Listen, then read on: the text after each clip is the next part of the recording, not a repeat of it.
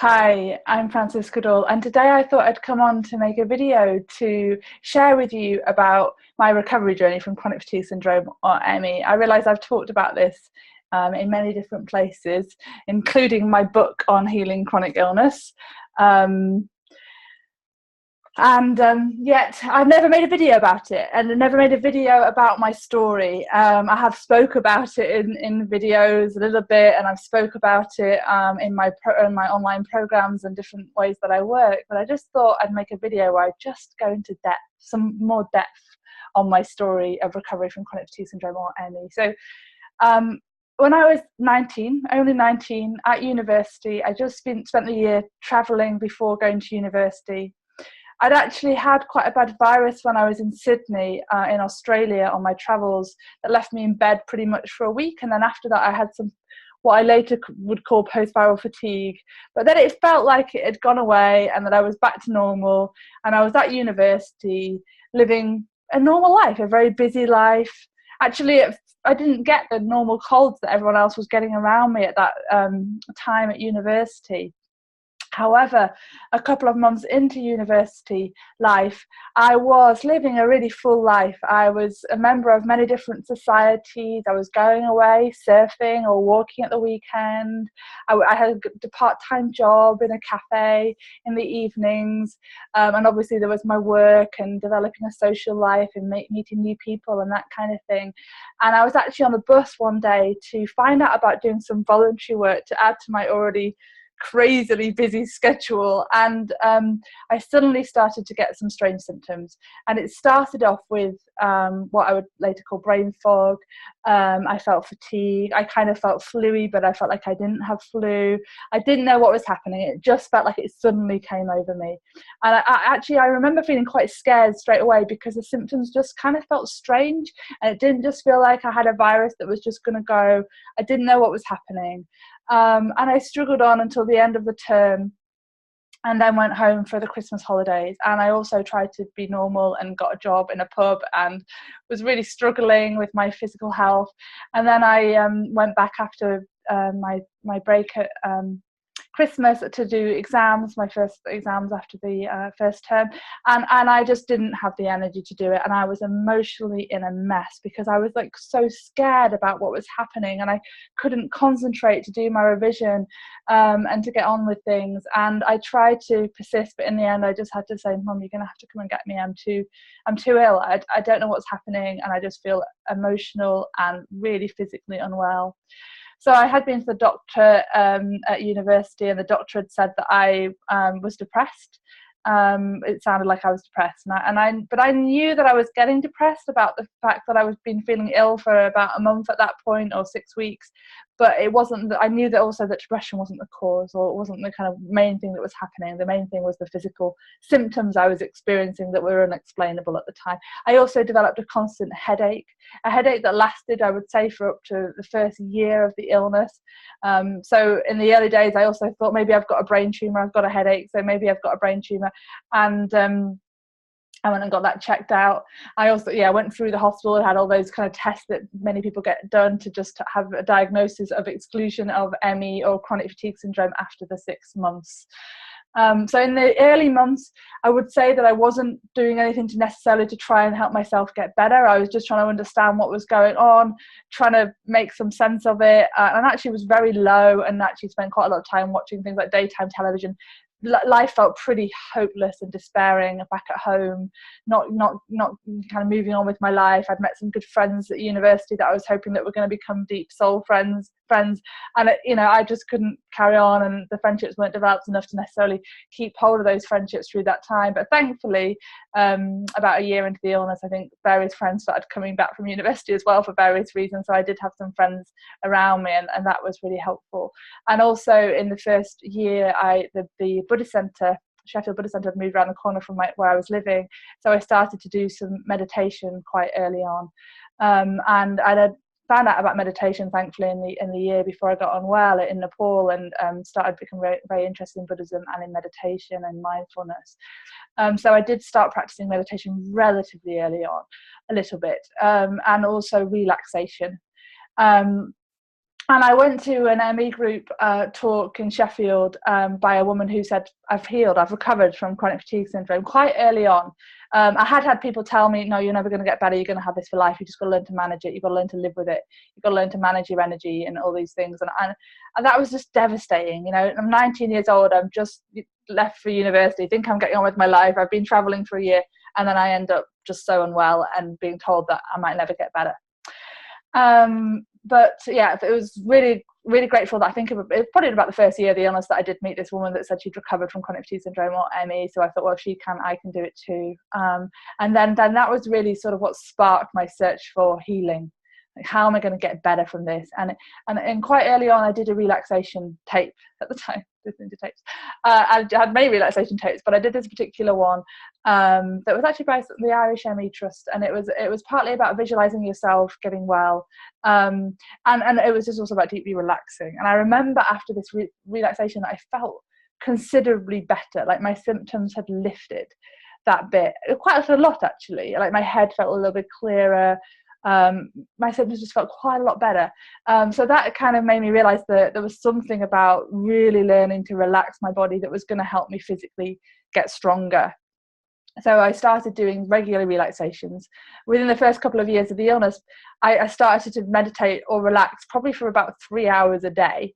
And that was, I really could feel that it was starting to have some kind of benefits. It wasn't necessarily lasting benefits. Generally, my health was pretty similar during that time. I was pretty much housebound, but I could get out.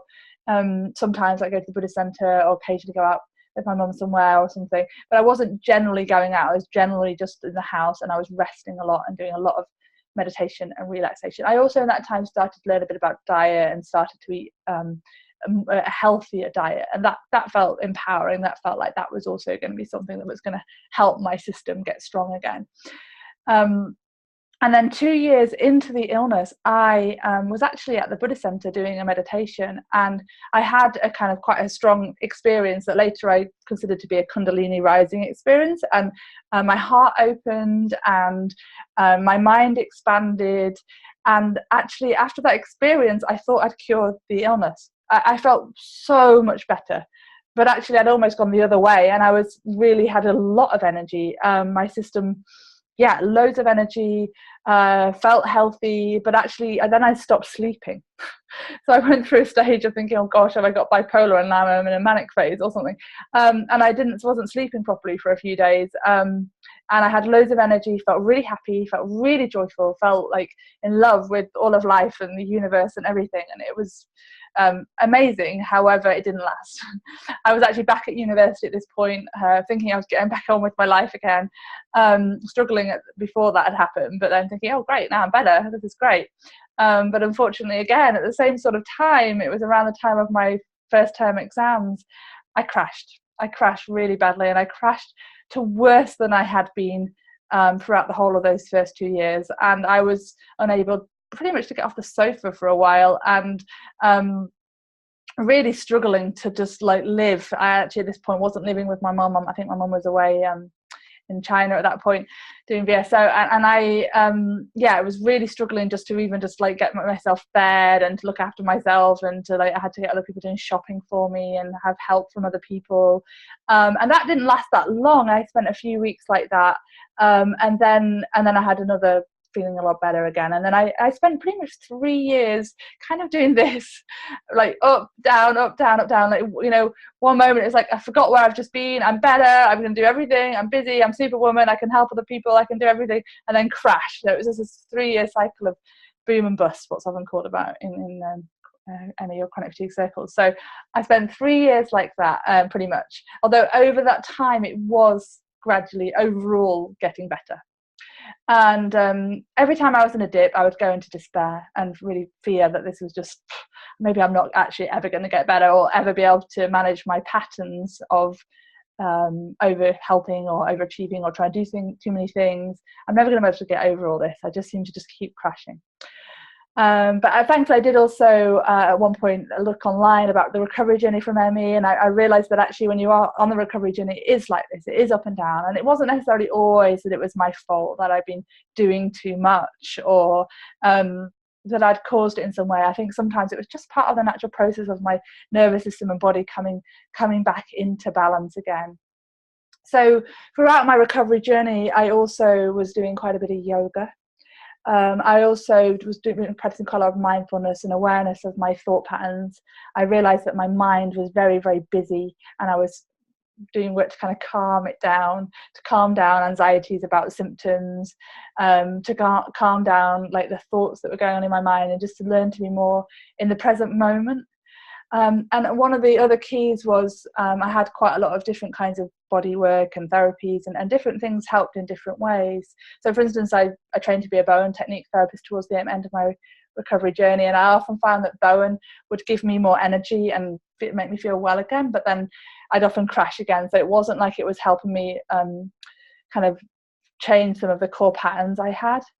And one of the core patterns that I realized in a more kind of psychotherapy type session, or it was actually more like an NLP sort of therapy session, was that I had a pattern of not dealing with my emotions, and finding it really difficult to deal with conflict. Around this time I also learned about the Enneagram, and that which is a personality system, that I was a 9 type, and that I would really want to keep the peace, but at all cost to my health. So I never really knew what it felt like to even feel angry until I started to get better. So there was something about suppressed anger, I think, that was one of the things that was causing my nervous system and my system to be totally out of balance. Now I do see chronic fatigue, or ME, as being a nervous system that's very out of balance and a brain that's out of balance. I'm also a coach for the Gupta program, which many of you may know, and that's all about retraining the brain to health, and how we can do that through working with the kind of perpetuating factors that can perpetuate the stress response, things like the reaction to being ill itself, which is a stressful experience, and also the underlying kind of patterns, personality traits, and that kind of thing, and where they come from as well, and working with the parts that can exacerbate those sort of traits, like the parts of us that might feel that we're not good enough unless we're helping others, or we're not good enough unless we're achieving in a particular way. So yeah, it was really key for me to start to address some of those patterns, and I definitely had a lot of the kind of typical sort of chronic fatigue patterns, which are kind of very focused on achievement to feel worthwhile, very focused on other people's needs rather than my own, avoiding conflict, and those kind of things. So to make a full recovery, I had to kind of start to shift some of those things. And at first that might have meant that it actually had quite a difficult effect on the people around me, on my relationships, because it was almost like a pendulum that had gone too far one way, that had to swing the other way in order to come back into more balance again. So yeah, after 5 years, I pretty much considered myself fully recovered from chronic fatigue syndrome. So there's obviously a lot more that happened in that whole journey, and it took a lot of dedication and commitment. And I think around the time I was recovering, there was less programs out there and information about how to get better. And I think there is a lot more out there now. And if you are someone who is suffering from chronic fatigue or ME or any other sort of physical health condition, then I do believe that most conditions are totally recoverable, and that's even when they're more severe. Like I know, for instance, with ME, chronic fatigue, but the worst case is, can end up in bed bound, can end up not being able to feed themselves or even speak. It can be really serious in effect, but I still believe that it's caused by an imbalance in the nervous system and in the brain that can be rewired, that can be changed over time with commitment, with dedication, with deep self-care, with support to relax the nervous system. So I do cover a lot about my own journey to recovery, but also an 8-step process to recovery in this book on healing chronic illness. And I really believe that if you follow these steps thoroughly and get support with them, that you can make a full recovery yourself. So I really recommend you find a program and stick to it, and whether that's using my book and working with me if I've got space, or through Women's Wellness Circle, we run online courses and support women with chronic health problems. There's also the Gupta program at cfsrecovery.com, which I also recommend.